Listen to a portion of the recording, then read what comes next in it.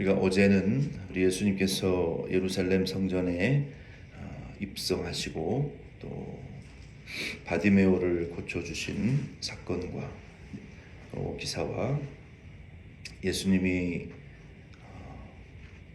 성전을 정결케 하신 그 일들, 그리고 무화과나무의 저주에 대한 말씀을 우리가 함께 살펴보았습니다. 오늘은 11장 15절로 19절 말씀, 그리고 27절로 33절 말씀을 통해서 예수님께서 행하신 일들에 대하여 당신이 무슨 권위로 이 일들을 행하느냐라고 묻는 그 종교 지도자들에 대한 예수님의 답변에 대한 내용을 우리가 함께 살펴보기를 원합니다. 그리고 12장 말씀과 우리가 함께 연결하여서 이 말씀을 나누기를 원합니다. 예수님께서 11장 15절로 19절의 내용에 보면은 예루살렘에 들어가셔가지고 먼저 가신 곳이 성전이 아니라 왕궁이 아니라 성전에 먼저 들어가셨습니다. 아마 무리들은 이 일로 인해서 굉장히 실망했을 거예요. 예수님께서 왕궁에 들어가셔서 헤롯을 쫓아내고 왕위를 차지할 것으로 생각했지만 예수님은 그 왕위에 대한 관심보다는 이 성전, 오늘날로 치면 뭐 대통령이나 정치인들에 대한 관심보다는 이 교회를 먼저 보시고 교회에 대한 관심이 더 긴박하셨던 것 같아요. 그래서 예수님께서는 왕궁보다는 성전으로 들어가셨는데, 이 성전에 들어가셔서 이 성전이 강도의 소굴이 되어버린 이 성전을 내 아버지의 집이라고 지칭하셨고, 또 내 집은 만민이 기도하는 집이다라고 그 성전을 개혁시키셔야 했어요. 예레미야 7장 11절의 예언대로 하나님의 성전이 이름만 성전이지 강도의 소굴로 변질되어 버릴 것을 이미 예레미야는 예언했어요. 그래서 그 예레미야 7장 11절의 예언의 말씀을 인용하여서 성전이 강도의 소굴이 되어버린 것, 그리고 이사야 56장 7절 말씀대로 내 집은 만민이 기도하는 집이 되어야 되거늘 너희가 강도의 소굴로 만들었구나, 타락시켰구나 라고 예수님 말씀하시고, 성전에 그 물건 파는 자들의 상과 모든 그 짐승들을, 우리를 다 깨뜨리시고 엎어버리시고 다 몰아내셨어요. 그러면서 예수님이 성전을 개혁하신 이 사건이 11장 15절로 19절 이하의 말씀의 내용에 기록이 되어 있습니다. 이와 같이 하나님의 이 성전이 강도의 소굴이 되어버린 원인은 결국 근본적인 이유는 이 돈 때문에 그렇게 된 거예요. 왜 그렇게 됐냐면 이 돈에 대한 욕심 때문에 교회 안에서 하나님의 말씀을 변질시켰어요. 이것은 지도자들의 문제이죠. 돈 때문에 하나님의 말씀을 변질시키고 또 돈 때문에 교회를 타락시킨 그 리더들의 탐욕은 예수님께서 앞서 저주하신 그 잎만 무성하고 열매가 전혀 맺히지 않은 그 무화과 나무를 저주하신 그 저주의 대상이 바로 강도의 소굴이 되어버린 이 유대 종교의 형편이라는 거예요. 그 당시에는 무화과의 열매를 따먹을, 무화과 열매가 익는 시기가 아니었어요. 그러면 그 무화과 열매라도 익는 시기가, 우리가 그 감이 이렇게 열렸을 때 그 아주 이렇게 작은 새파란 감은 먹지 못해요. 먹을 거리도 없고 그게 파란색은 떫어서 입에 댈 수 없을 정도로 그 떫잖아요. 마찬가지로 무화과가 그때 예수님 저주하셨을 때도 마찬가지였어요. 무화과의 열매가 뭐 아주 작고 아주 그게 파란 먹을 수 없는 상태의 열매가 있어야 됐어요. 그런데 그 조그마한 열매마저도 그 무화과 나무에 없었다는 거예요. 잎사귀만 무성했던 이것이 바로 이 유대교 종교의 그 돈으로 하나님의 교회를 타락시키고 성도들을 변질시켜서 자기의 욕심을 채우기 위해서 교회를 타락시켜버린 강도의 소굴로 만들어버린 그 잎사귀만 무성한 무화과 나무와 같다. 예수님 그래서 미리 그 나무를 저주하셨고 이튿날 아침에 베드로가 하도 이상해서 이게 어떻게 된 일입니까? 여쭤보았더니 너희가 기도하고 구하면 이 산을 들어 저쪽으로 옮겨라고 해도 그 일이 가능하다. 믿고 구하는 일은 하나님 다 응답하신다 라고 말씀하셨어요. 그것은 예수님이 성전을 이제 무너뜨리실 것, 즉 자기 자신의 몸을 십자가에 달려 이제 죽었다 부활하실 그 말씀을 상징적으로 말씀하신 거예요. 그래서 이 잎사귀만 무성하고 탐욕, 이 잎사귀는 탐욕을 가리키는 거예요. 유대교 종교의 이 탐욕이 가득한 돈에 대한 욕심이 가득한 그 유대인들. 그래서 그런지 몰라도 유대인들은 과거에나 지금이나 돈을 참 좋아해요. 그래서 이 갑부들 중에 이 주위시 사람들이 지금도 미국의 경제를 참 흔드는 그러한 이 부자들이 많아요. 그래서 유대인들은 과거에도 이 돈을 참 좋아했어요. 그래서 이 하나님의 성전을 이렇게 타락시키는 이러한 일들을 했는데 그 이유가 바로 돈이라는 거예요. 어떻게 그렇게 됐습니까? 당시에는 로마가 이 유대 나라를 통치하고 있었어요. 뭐 전 세계를 통치하고 있었고, 그래서 유대인들에게 그 세겔, 유대인의 전통 화폐를 쓰지 못하게 했어요. 그래서 데나리온이라는 화폐를 쓰게 했습니다. 마치 일제 강점기 때와 똑같죠. 근데 그 데나리온 안에는 로마의 총독 가이사의 흉상이 그려져 있었어요. 그래서 이 종교 지도자들이 하나님께 헌금을 드릴 때 로마의 화폐인 데나리온은 부정하니까 유대인들이 쓰는 세겔이라는 화폐를 바꿔서 하나님께 예물을 드려라. 그래서 그 성전 마당에서 입구에서 데나리온을 세겔로 바꿔주면서 뭐 한 세겔을 주면은 한 데나리온을 주는 것이 아니라 거기에 뭐 몇십 % 이상을 남겨 먹었어요. 그리고 데나리온으로 바꿔주면서 그 폭리를 이 종교 지도자들이 갈취해 갔단 말이에요. 그리고 하나님께 드리는 예물도 성전 밖에서 가져오거나 시장에서 집에서 가져오는 예물은 부정하니 성전에서 기른 예물로만 하나님께 제사를 드려라. 이거 율법의 레위 하나님 정해놓은 그 제사법에 어긋나는 내용이거든요. 하나님께서는 레위기 5장 15절로 18절이나 6장 6절에 보면 멀리서 제사 드리러 오는 사람들이 있으니까 그거 짐승을 먼 길을 걸어오면서 끌고 올 수 없으니 시장에서 사도 된다. 집에서 기른 짐승을 드려도 된다. 그러나 조건은 다리가 부러졌거나 병들었거나 뭐 장애가 있거나 흠이 없는 것으로만 드리면 된다. 그것이 참새 새끼 2마리든 곡물이든 자기의 형편에 따라서 흠 없는 것으로 하나님 앞에 드리면 되는 것이지 성전에서 길렀다고 해서 거룩한 것이 아니다. 그렇게 하나님 구분을 정해 편리성을 만들어 놓으셨음에도 불구하고 이 사악한 종교 지도자들은 아니다.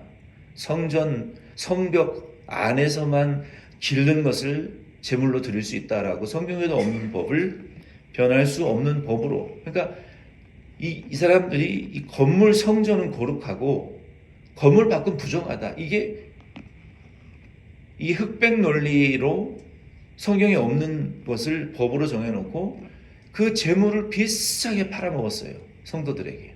그래서 그 이득은 종교 지도자들이 다 뺏어갔어요.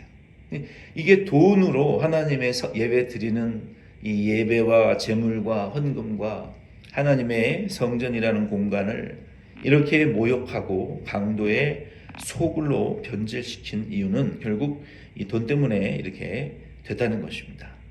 그래서 예수님께서는 그 성전을 뒤집어 엎고 개혁하실 수밖에 없었어요.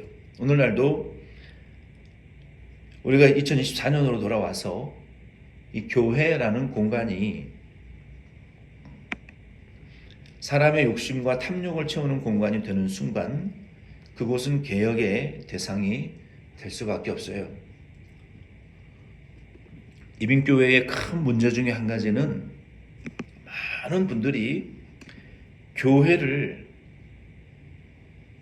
영업의 대상으로 보고 모여든다는 거예요. 예수님 당시에나 현대나 다를 것이 아무것도 없습니다. 많은 사람들을, 성도들을 하나님의 백성으로 성도로 보지 않고 자기 비즈니스를 위해서 이용할 대상으로 본다는 거예요. 교회는 그렇게 되는 순간 주님이 개혁하시고자 하는 개혁의 대상이 될 수밖에 없어요. 그래서 교회가 어느 정도 커가고 성장해 가다 보면 더 부흥하고 성장하고 지교회를 세우고 선교를 해야 될 텐데 자기들끼리 결국은 쌈박질을 한다는 말이에요. 교회들이. 그 이유가 결국 자기의 돈벌이의 대상으로 교회를 생각하고 교회 나오는 사람들이 많아질수록 결국은 교회는 이 갈등과 싸움의 이 분열의 이 공간이 될 수밖에 없다는 거예요. 그런 교회들은 예수님이 반드시 개혁하시는데 그러면 교회는 어떻게 되어야 되느냐? 교회는 하나님의 귀가 있고 하나님의 입이 있고 감찰하심이 있어야 성전이지 그렇지 않으면 껍데기 건물밖에 안 된다는 거예요. 아무리 웅장하고 아름다운 교회를 지어도 하나님의 입이 있어야 돼요. 입, 말씀이 있어야 되고요. 하나님의 귀가 있어야 돼요. 하나님이 우리의 기도를 들으시고 응답하시는 곳이 교회예요. 하나님이 우리를 감찰하심이 있는 곳이 교회란 말이에요. 솔로몬이 하나님 앞에 헌당해드리고, 헌당이라는 것은 교회를 빚 없이 하나님께 바쳐드리는 것이 헌당이에요. 교회 건물을 사서 빚이 있는 상태로 드리는 예배는 입당 예배입니다. 헌당이라고 할 수 없어요. 하나님 앞에 헌당하여 드릴 때 솔로몬이 하나님 앞에 기도하고 거기서 하나님이 솔로몬에게 응답하셨잖아요. 근데 하나님이 네가 금과 은과 보석으로 아름다운 성전을 지어서 내가 너에게 응답했다라고 말씀하지 않으셨어요. 솔로몬이 하나님 앞에 드린 그 기도 때문에 내가 너에게 응답하고 너 기도대로 내가 이곳을 너의 기도대로 응답되는 것이 되겠다라고 하나님 말씀하셨거든요. 근데 그 기도의 내용이 바로 이거예요. 솔로몬이 뭐라고 기도를 했냐면 열왕기상 8장 22절로 53절 말씀에 보면 그거예요. 하나님의 입이 있는 교회가 되게 해 주시옵소서. 하나님의 말씀이 때를 따라 선포되는 하나님의 그 인도가 임하는 교회가 되게 해달라고 기도했어요. 하나님의 귀가 있는 곳이 되게 해달라고 기도했단 말이에요. 뭡니까? 당신의 백성들이 죄를 짓고 회개하면 들으시고 용서하시고 당신의 백성들이 죄를 더 많이 짓고 징계받고 포로로 잡혀갔을 때 회개하서 하나님 앞에 기도하면 멀리 떨어져서 이 성전을 향하여서 공간적으로 멀리 떨어져서 포로 상태에서 회개하고 기도하는 그 기도를 들으시고 그들을 용서하시고 그들을 다시 이곳으로 돌아오게 해달라고 당신의 입이 있고 귀가 있고 당신이 감찰하시는 공간이 이 교회가 되게 해달라고 기도했단 말이에요. 그게 솔로몬의 헌당 예배의 기도예요. 그게 하나님이 너무너무 기뻐하셨어요. 그 기도를. 우리 덴버시원 장로 교회도 무엇이 교회당입니까? 주님이 우리를 주의 종을 통해서 때를 따라 선포하시는 그 말씀을 들을 수 있는 곳이 교회가 되어야 돼요. 주님이 우리의 회개와 간구와 우리가 환난을 당하고 포로가 되어서 하나님 앞에 회개할 때 주님 용서해달라고 할 때 주님의 용서가 임하고 회복이 임하고 우리 가운데의 삶에 하나님의 인도가 임하는 주님이 우리의 기도를 들으시는 그 귀가 열려있는 교회가 교회지 입이 없고 하나님의 입과 귀가 없는 곳은 교회가 아닙니다. 주님의 통치하심과 다스림이 없는 공간은 교회가 아니라 그냥 건물일 뿐이에요. 우리가 하나님의 교회를 위해서 무엇을 간구해야 됩니까? 하나님, 이곳에 오는 자마다 회개하게 해 주시옵소서. 눈물이 터지고 주의 음성을 듣고 주님의 응답을 받고 주님의 인도를 받고 통치를 받는 그런 공간이 되게 해 주시옵소서. 이게 교회를 위한 기도예요. 솔로몬은 하나님 앞에 그와 같은 기도를 드렸어요. 그래서 하나님께서 솔로몬은 5가지의 교회가 이런 공간이 되게 해달라고 기도했어요. 솔로몬은 열왕기상 8장 28절 말씀에 보면은 내가 아무리 아름답고 화려한 건물을 지어도 건물 안에 전능하신 하나님을 모실 수 있는 곳이 이 지구상에는 없다라는 것을 제가 압니다라고 열왕기상 8장 28절에 기도했단 말이에요. 솔로몬에게는 그런 믿음이 있었어요. 그리고 두 번째는 이스라엘 백성이든 이방인들이든 인종과 종족을 초월해서 이곳에 와서 기도하고 간구하고 회개하는 공간이 되게 해달라고 열왕기상 8장 28절에 사무엘이 기도했어요. 우리 교회도 그런 공간이 되면 좋겠어요. 열왕기상 8장 29절에 여호와의 이름과 하나님의 임재와 하나님의 이름이 영광이 받으시는 공간이 되게 해 주시옵소서. 그렇게 기도했어요, 교회가. 우리 교회도 그런 공간이 되면 좋겠어요. 열왕기상 8장 29절로 52절 말씀에 주의 눈과 귀를 두셔서 백성들이 기도하면 응답하시고 회개하면 용서하시고 하나님의 공의를 간구하는 자에게 공의가 실행되게 하시고 포로에서 귀국하게 하시고 하나님의 가르침과 비 내림이 있고 악한 자들을 보응하시고 가난한 자들을 돌아보시고 불쌍히 여기시는 하나님의 통치가 있는 공간이 되게 해달라고. 그리고 53절에 세상 만민 가운데에 구별한 주의 기업의 백성과 성도들이 몰려드는 공간이 되게 해달라고 솔로몬이 기도했습니다. 그래서 솔로몬이 하나님이 그 솔로몬의 기도를 들으시고 열왕기상 9장 3절에 여호와께서 그에게 이르시되 내 기도와 내가 내 앞에서 간구한 말을 내가 들었은즉 나는 내가 건축한 이 성전을 거룩하게 구별하여 내 이름을 영원히 그곳에 두며 내 눈길과 내 마음이 항상 거기에 있으리니라고 하나님 말씀하셨어요. 우리도 이 교회가 하나님의 눈과 마음과 귀를 두시고 항상 우리를 들으시고 응답하시고 우리를 통치하시는 구별된 백성들이 모이는 교회가 되게 해달라고. 그 약속은 솔로몬에게만 하신 것이 아니라 오늘날 저와 여러분에게도 이 교회를 향해서도 유효한 약속인 것을 여러분 믿으시기를 바랍니다. 오늘날 얼마나 많은 교회들이 세속화되어졌고 자기들의 돈벌이의 수단과 대상으로밖에 교회와 성도들을 생각하지 않습니다. 우리는 이 안타까운 현실에서 우리 덴버시원 장로 교회가 하나님 앞에 바로 설 수 있는 것은 주님이 오늘날 이 이민교회를 오시면 예루살렘을 강도의 소굴로 만들었다고 상을 뒤집어 엎고 청결케 하실 것이라고 저는 믿어요. 우리는 솔로몬과 같은 믿음을 가지고 교회가 우리 기도하면 주님이 응답하시는 공간, 우리가 마음 놓고 회개할 수 있는 공간, 우리를 통치하시는 주님의 이름이 있고 영광이 있고 임재가 있는 그런 공간이 되어야 되지 않겠습니까? 우리가 이제 교회 이전을 앞에 놓고 무엇을 바라보고 교회를 이전하겠습니까? 이 기도를 우리가 붙잡고 기도해야 돼요. 하나님, 우리 교회가 어떤 이방인이든 유대인이든 어떤 사람들이 오든지 간에 회개가 터지는 공간이 되게 해 주시옵소서. 환난받는 자들의 주님의 위로가 나타나는 교회가 되게 해주시고 갈 길을 몰라 방황하는 자들이 하나님의 통치와 환난 가운데 인도를 받는 여호와의 이름을 두시고 당신의 영광을 돌려드리는 그런 신령한 구별된 공간이 되게 해주시옵소서. 이런 소망을 붙들지 않으면요, 우리도 다른 이민교회와 똑같은 강도의 소굴을 만드는 또 하나의 강도를 소굴을 만드는 공간밖에 우리가 만드는 결과를 가져오지 않을 거예요. 우리는 이 솔로몬의 기도를 우리가 기억하시면서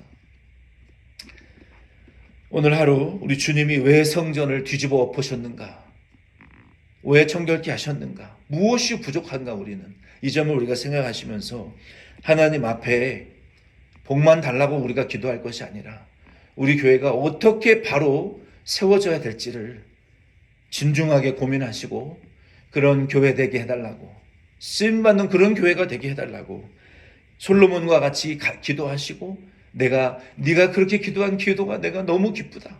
내가 내 모션 장로교회를 그렇게 구별하고 내 이름과 귀와 눈을 두고 통치와 다스림은 두는 하나님의 영광을 받는 구별된 백성이 모이는 교회가 되게 해주겠다라고 약속을 받아내고 축복을 받는, 이사 가기 전에 4월 30일 마지막 이 교회를 떠나는 그 순간까지 우리 기도하고 예비하고 고난주간만 기도하는 것이 아니라 그렇게 예비하실 수 있는 저와 여러분 될 수 있기를, 그런 오늘 하루 보내실 수 있기를 예수님의 이름으로 부탁을 드립니다. 주기도문으로 예배 마치겠습니다.